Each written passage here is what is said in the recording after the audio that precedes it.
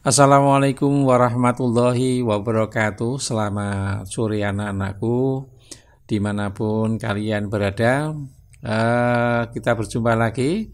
Seperti biasa, sore hari ini kita akan bersama-sama belajar materi bahasa Indonesia kelas 8 semester yang kedua, yaitu unsur kebahasaan dalam teks persuasif.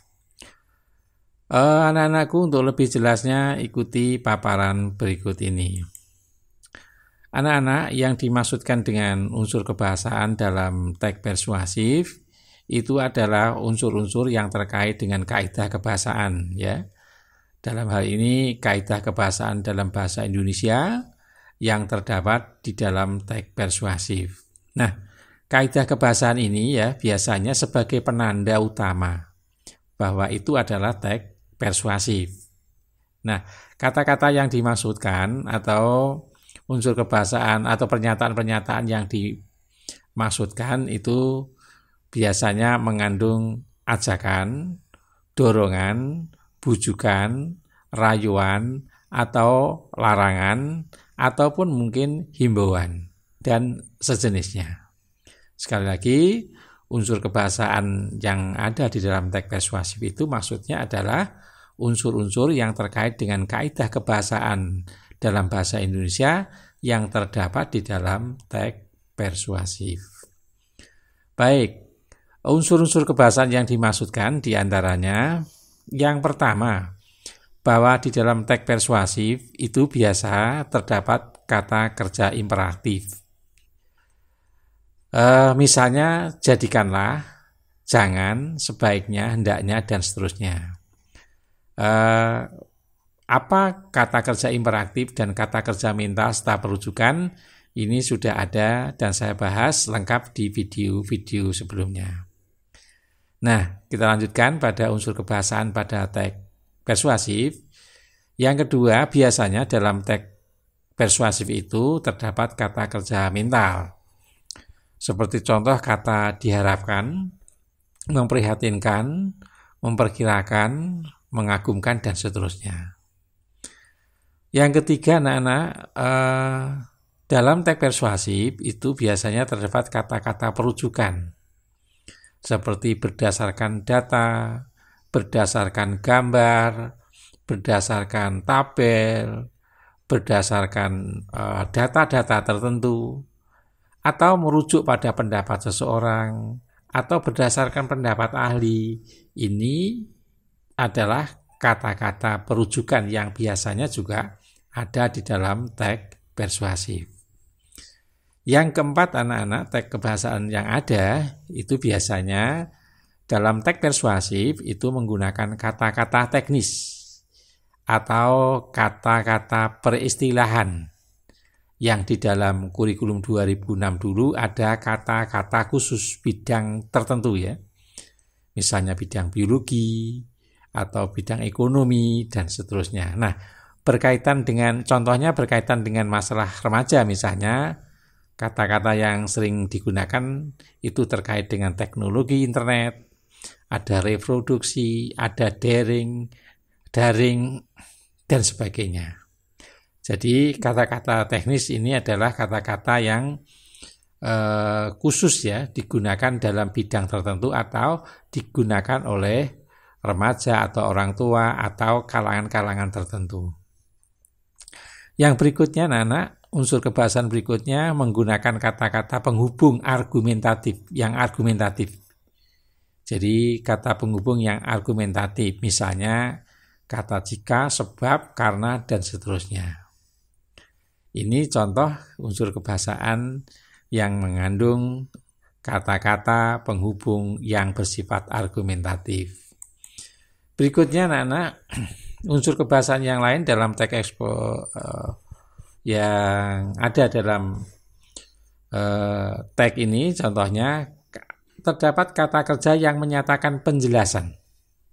Nah, kata kerja ini biasanya ada pada bagian pembukaan atau pengenalan isu berdasarkan struktur teks persuasif tadi.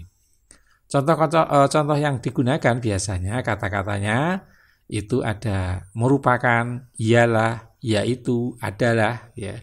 Ini biasanya ada, sekali lagi ada pada pengenalan isu atau struktur bagian pengenalan isu. Yang berikutnya anak-anak, unsur kebahasaan yang lain itu biasanya terdapat konjungsi yang menyatakan tujuan dan penjelasan.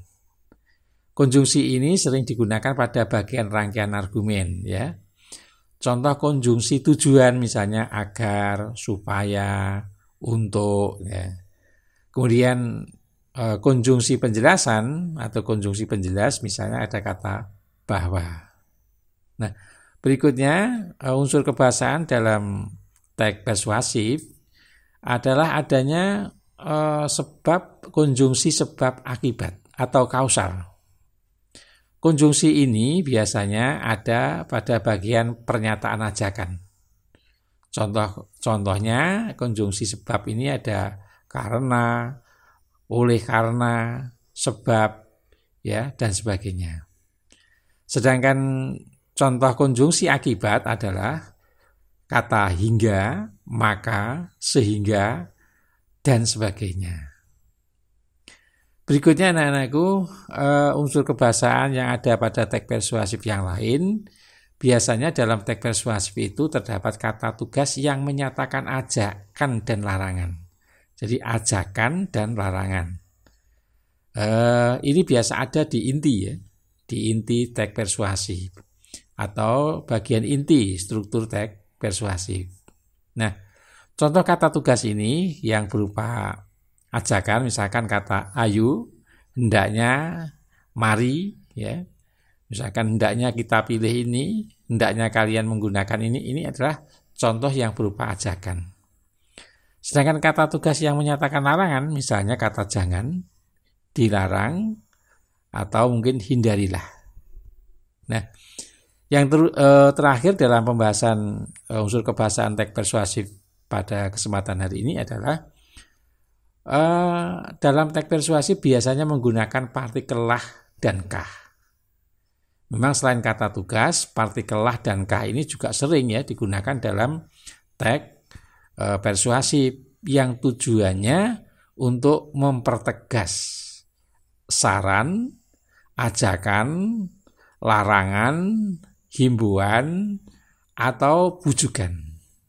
Jadi kata penggunaan partikel lah dan kah ini memang sering ada di dalam bagian akhir, struktur akhir, ya, kesimpulan teks, ya, di kesimpulan teks persuasif ini yang tujuannya sekali lagi mempertegas saran, ajakan atau larangan atau himbauan atau harapan dari penulis berdasarkan isi teks persuasif yang ada. Baik anak-anakku yang saya sayangi, demikian beberapa unsur kebahasaan. Tentunya ini hanya sebagian.